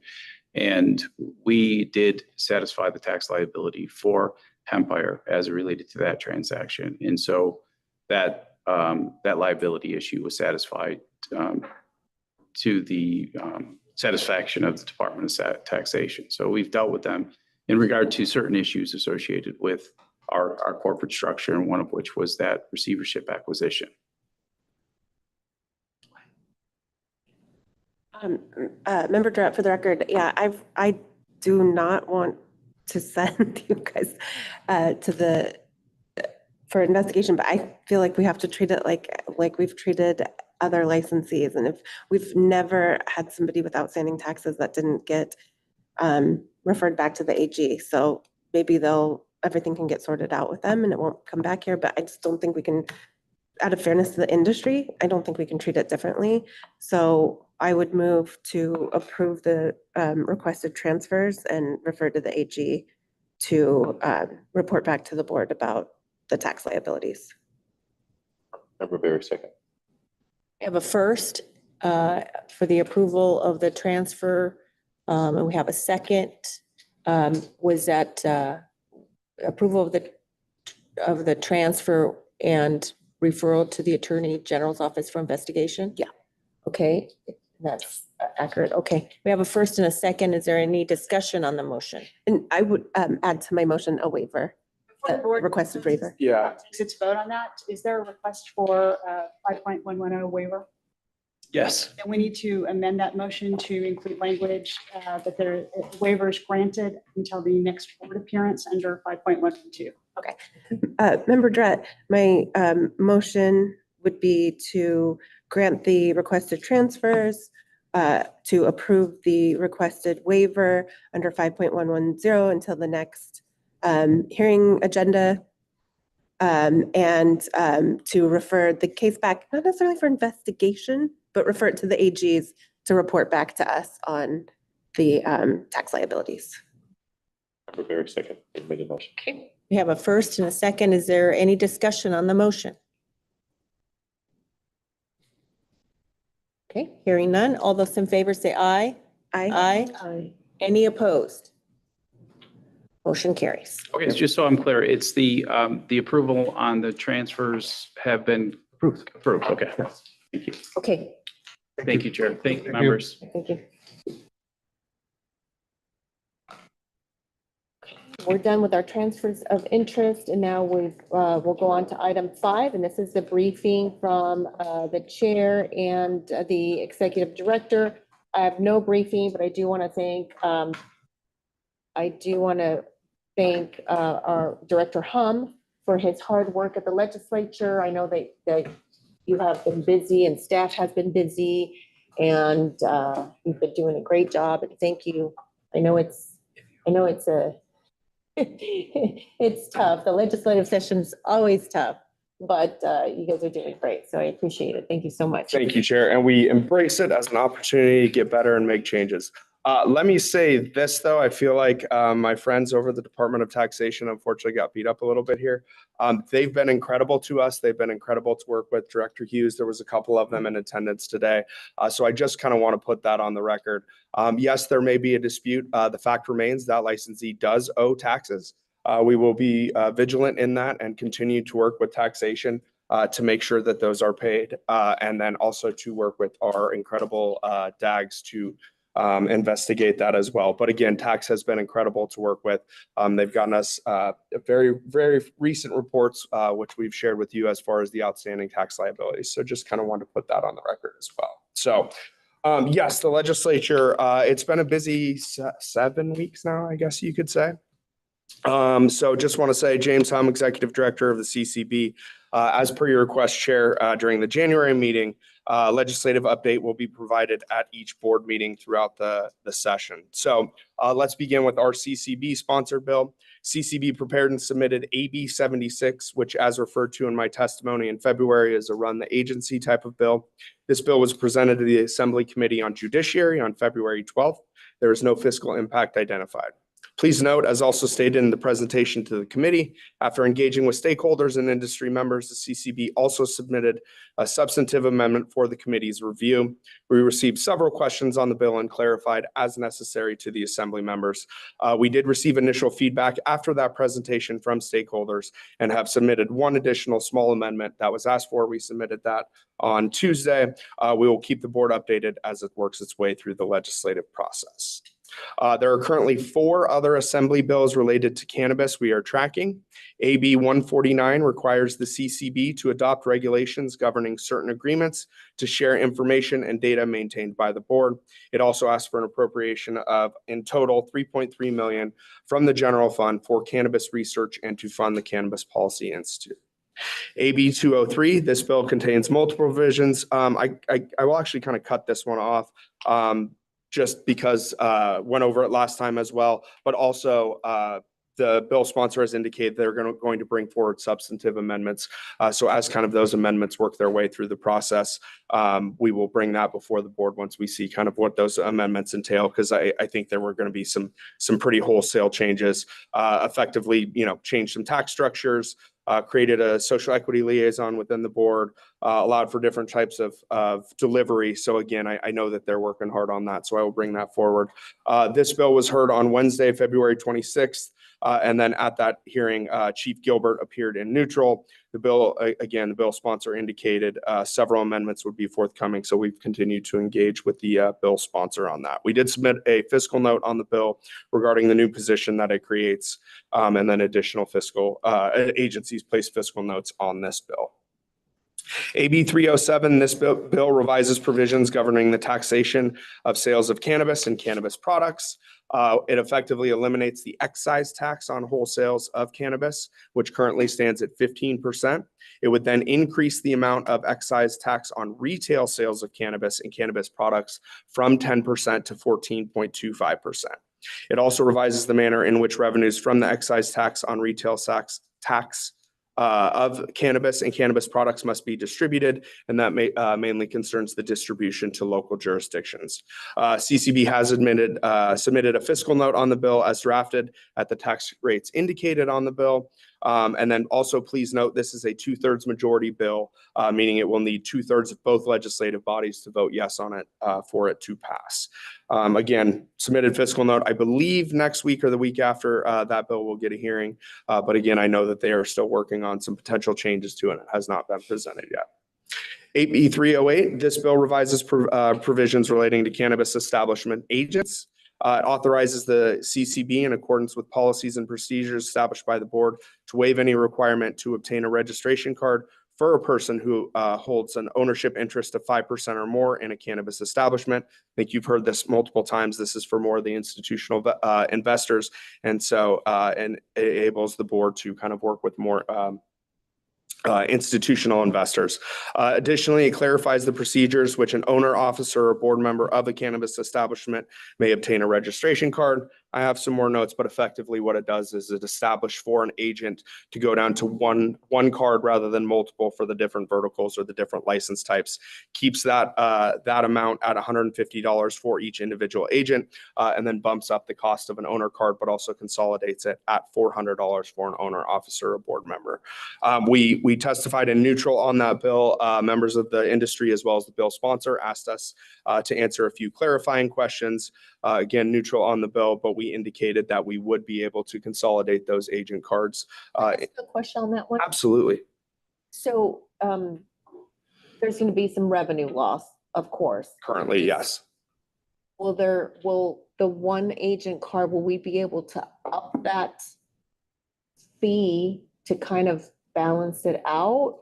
And do you have to file a fiscal note on that? So we did file a fiscal note. Actually, it will be a reduction in $520,000 for this biennia, and then in future biennia would be a reduction of $569,000. In discussions with the bill sponsor, the raising of the owner officer board member to 400 was supposed to offset some of that. If it would be at the pleasure of the board if you would like me to communicate to the bill sponsor as well. Again, this is for discussion only, but certainly, if the board wants to have additional discussion, I can indicate that the board would like some of that offset as well. Again, the concept from the bill sponsor was to consolidate at 150 and then increase the cost for an owner, officer, or board member. So, and then I can open up to additional questions at the end. Please also note, this is a 2/3 majority bill since it would be a reduction in fees, meaning it will need 2/3 of both legislative bodies to vote yes on it to pass. In addition to those assembly bills, we are monitoring 8 Senate bills, so I'll go a little quicker on this. SB 25 would add cannabis cultivation facilities and cannabis production facilities to state fire marshal's jurisdiction. That was presented on February 12th, 2025. No additional updates at this time, no work session or amendments that have been known. SB 41, this is an act relating to the taxation of cannabis establishments. It defines certain terms relating to the taxation of the sale of cannabis, requires establishments to obtain a cannabis tax permit to engage in the sale of cannabis, provides for the revocation and suspension of a cannabis tax permit, and requires the suspension of cannabis licenses under certain circumstances. This is a Department of Tax bill. This was generated by the Nevada Department of Taxation. I know that industry is working with the Director of Taxation on this bill to refine the language. The bill is, I have not seen that updated language in its finality. This bill is scheduled to be heard next Tuesday, actually on March 25th, 2025. Again, happy to provide additional detail to the board. We can kind of distribute that, especially once we see where the amendment falls, as I know that Director Hughes has been working with industry. SB 81, this was an operational bill that it's from the Nevada Department of Education. Basically, Section 33 and 34 require the Department of Taxation and the CCB to distribute certain revenues from excise tax on a quarterly basis. We were able to meet with the Department of Education, and this was more internal operations to the CCB and cash flow. So we had a great conversation with the Department of Ed. I believe they'll bring an amendment forward as it works its way through the legislative process. So that will enable us to promulgate regulations so we can ensure that we have the funds to operate the agency, with a nod towards the need for us to still fund the state education fund, as I know it's super important to all of us in here as well. SB 157, this bill requires the CCB to adopt regulations setting forth requirements relating to the testing of cannabis and cannabis products, and sets forth various requirements for the contents of those regulations. Essentially, this bill addresses lot size testing, which the board heard at the September 2024 meeting in relation to a petition filed pursuant to NCCR 4145. They presented this bill on Wednesday, March 5th. And this is continuing to work its way through the legislative process. At the time, it was a 3-2 vote by this board to not make a determination at that time, expecting legislation to move forward. So I can keep the board up to date on that again as that kind of continues to work its way through. SB 168, this bill authorizes an agent of the CCB to issue a hold order for cannabis or cannabis product under certain circumstances, requires the board to adopt regulations governing hold orders. Additionally, SB 168 proposes changes to the amount of usable or concentrated cannabis and THC that may be contained in a single package. This bill was presented on Wednesday, March 5th. We asked the bill sponsor to extend the hearing time that was initially included from 14 days to 30 days. Thank you to our DAGs. Just that was more needed to cover some requirements for public meetings and open meeting law. We've continuing to engage with the stakeholders and the bill sponsor as they have indicated that potential amendments could be coming to that. I believe that's scheduled for a work session tomorrow. So ideally, we'll be able to see the amendments that are attached to that. SB 198, the section relevant to the CCB in this bill requires the revocation of the license of a cannabis establishment that violates a federal or state labor law. This bill was presented last Friday, March 14th. It received opposition. We appeared in neutral, given that we placed a fiscal note relating to labor-related investigations that might be required of the board and board staff. Continuing to engage with the bill sponsor as he advised that there could be upcoming amendments as well. Again, neutral on that bill, but we would need the staff as written, we definitely would need the staff to investigate those labor issues that we could then bring to the board as well. I am nearing the end. SB 309 revises provisions relating to crimes. Effectively, this bill increases the maximum fine for gross misdemeanors. It's effectively raises the limit on DUIs in cannabis. The allowable limits in someone's system has not gone to hearing yet. But again, we'll keep the board updated on that. That will most likely not have any direct impact on the CCB, but involves cannabis. So I wanted to bring it to the board's attention. SB 356, this is kind of the hemp bill. It revises provisions relating to hemp, setting forth certain requirements and restrictions concerning consumable hemp products, revising the powers and duties of the CCB to include certain powers and duties relating to consumable hemp products, revising provisions governing the maximum THC concentration for hemp. This bill is not presented yet, and the language ultimately just came out, I believe, Monday. So again, continuing to engage with stakeholders and the bill sponsor on potential amendments. I can send this list of the bills as well to the board to look at. Again, the language was just relatively recent. Lastly, we presented our budget on Friday, March 14th. We had 5 decision units. We gave back 2 compliance enforcement positions, not currently needed under our statutes and kind of the way that we're constructed. So we were able to give those positions back or recommend giving it back. East decision unit dealt with desktop computers, laptops, normal replacement schedules. We needed additional equipment. Decision unit E715 for our post officers. Decision unit E807, we asked to reclassify 2 compliance and audit investigators. The idea behind this was to utilize that individual to perform additional data analyses, which industry has come to us as well as internally. We like the concept. More data is always helpful, and especially to be able to parse that out and assist with our decision making, not just as the agency, but as the board as well as industry. The last one, we asked for an uptick in out-of-state travel. This is to facilitate trainings as well as to potentially meet with folks at the federal level as it kind of works its way through the federal process. Additionally, if you had not had a chance to watch the hearing, several questions on the employee positions received for consumption lounges that were approved in the 2021 session, as well as for the social equity consumption lounges, which we've heard from a couple individuals today on that $200,000 minimum requirement. One of the bills we had mentioned earlier, AB 203, actually removes that requirement. So again, I confirmed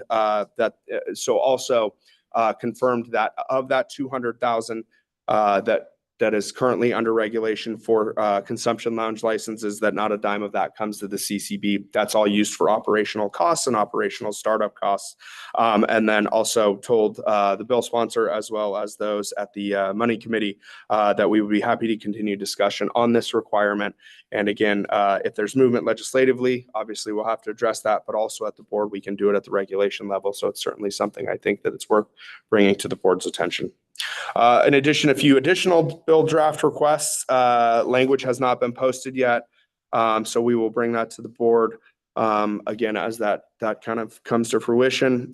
We've let it be known, said this last time, and we'll continue to advise bill sponsors that we can engage where and when requested, should they like to discuss any language of any of these bills with us as subject matter experts. We'll make ourselves available. As board is aware, executive branch agency, CCB, typically maintains a position of neutrality on all cannabis related legislation to start other than our own bill. And while I can't lobby for or against any such bill, happy to offer CCB expertise from ourselves as well as the board to discuss with the bill sponsors and stakeholders. A mouthful, and again, I apologize. I think I kept it pretty tight, but with that, Chair, at least on this agenda item, I will turn it back over to you. If there's any questions, I'm happy to answer those as well. Thank you. I appreciate that. I know it's a lot of work to keep us informed, but it definitely is, it's great that that change from last session. I really like being informed and knowing what's going on, especially since, we're supposed to know what. You are supposed to, yes, absolutely. So thank you. And thanks for sending the links as well. Any questions, board members? On the labor relations, bill, or the labor bill, are there any other privilege licenses that get revoked if there's a labor violation? I don't believe that's the case, Vice Chair. Yeah, that's not a thing, right? I would have to ask legal off the top of their head. They're shaking their head. So no, Vice Chair, I don't believe that would apply to any other.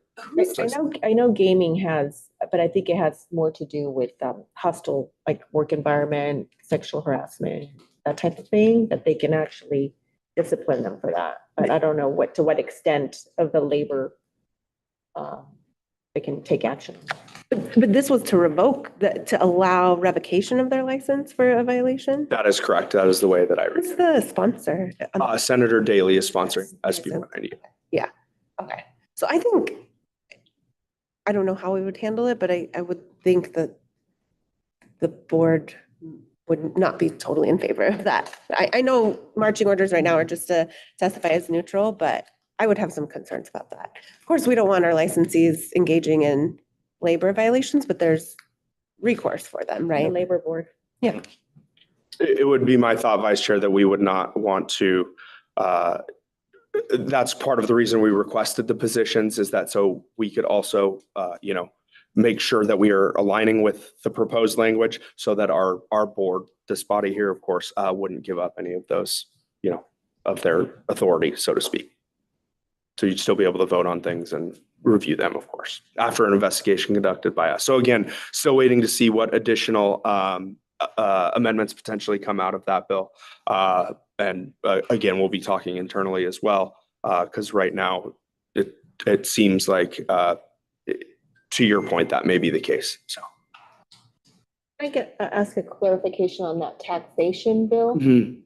So what exactly it is that taxation wants to do? My Deputy Director Miles, can you come help me as I work my way through this? Effectively, it would create a tax permit. So if they were in arrears on their taxes, you can sit at the table with us. If they're in arrears on their taxes, the Department of Taxation could effectively suspend, I'm probably saying it wrong. They can suspend their tax permit and then they would let us know that their tax permit has been suspended. And then for us, they don't have all the permits and licenses necessary to operate. And then we would come back in front of you, let them know that happened, and you could order a suspension for their licensee. Oh, okay. That's the piece that I wanted clarification. I thought maybe that was like a change of authority from us determining whether or not they can continue to operate to now taxation determines whether or not they're able to operate. So that wouldn't. It would still come back. Have to come back to us and just tell us that, in essence, if they don't have a tax license, they can't operate. Correct. That would be your decision, but that is what we agree. Can't imagine we would vote to continue. Oh, they can still operate even though they have no tax license. The whole bill is mostly just to put tax collection back into taxation's purview rather than us doing it at the renewal process every year.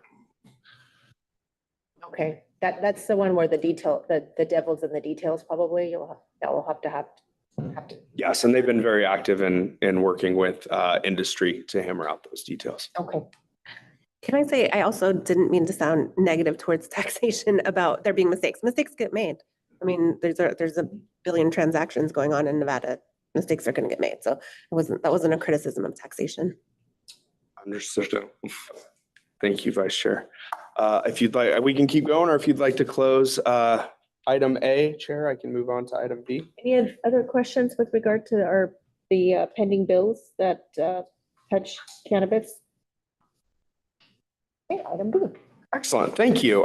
Don't have a big production or presentation for item B, but we're exactly a month out from effectively, cannabis holiday, 4/20, April 20th. So just a good reminder to anyone that's watching, anyone that's left, just buy safe, buy legal. Please go into your local dispensaries. Make sure, they're all tested, safe, and we just really want people to know that we want everyone to have a safe, fun time, safe, fun holiday. And then again, just avoid the illicit market at all costs. And please, please, please, please go into our sanctioned dispensaries.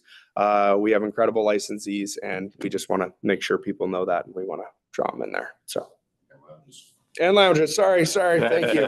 Thank you. Can I ask one other question about the tax permit bill? Oh, I'm sorry, I forgot to ask. do we need to close this item and then move back to A? Do we need to close if we want to discuss something from a previous item? Do we need to close this one and then move back to the other? Yeah. Okay. Before we close, I just wanted to say that when I first saw this PSA for upcoming 4/20, I was really hoping that Director Hahn, you were telling me that you were going to be on a billboard on the freeway with your face saying, have a safe and happy 4/20, but buy from legal cannabis. Given how much I've been on legislative camera in the last 6 weeks, we would certainly pick someone other than me to put my face anywhere. I think we've seen enough of me. But that being said, thank you for the comment, Chair. We have a relatively small marketing budget, and with our comms director and our education information officer, they're working diligently to find a way to do that, because industry has indicated to us as well. I think those PSAs are super important. And so I assure you we're looking at that, and our budget will reset in July. So we would like to find something like that. Again, last thing we need is a giant picture of my face. But we're looking towards that for sure. That would be great. Yeah. Okay. I think we got to close this item though. So we close item B and go back to item A on agenda item 5. Sorry, just a quick question. Do they have these tax permits for any other industries? Yes, I believe Deputy Director Miles, they have it for a majority of the other industries, if not all, right? They have for pretty much every industry. Okay. That was Michael Miles. For Good to know. Strange individual taxes so they're just creating the permit for those kind of taxes. Okay, thank you. Okay, and with that, we'll go on to item 6, which is the next meeting date. This is the next meeting. The CCB is April 17th, 2025. Same places, same locations. I know that there's other agencies switching around locations, but we're in the same location, correct? That we know of in the south, here. For now, Chair, that is correct. Warm Springs office, and in the north at the Department of Taxation in Reno, and then also online. Okay, perfect. And then on to item 7. This is items for future agendas. This is for discussion only. Any comments for items for future agendas from board members? Okay, hearing none, we'll go on to item 8, and this is our final public comment. We'll go into the south first, hear public comment in Las Vegas, then in Reno, and then online. So anybody from Las Vegas having public comment, if you could come up to the table, state your name for the record. Okay, I see no public comment in the south. We'll go to Reno. Any public comment in Reno? There is no public comment in Reno. Thank you. Any public comment online? There's no one online to provide comment. Okay, perfect. And with that, we'll close the public comment section, and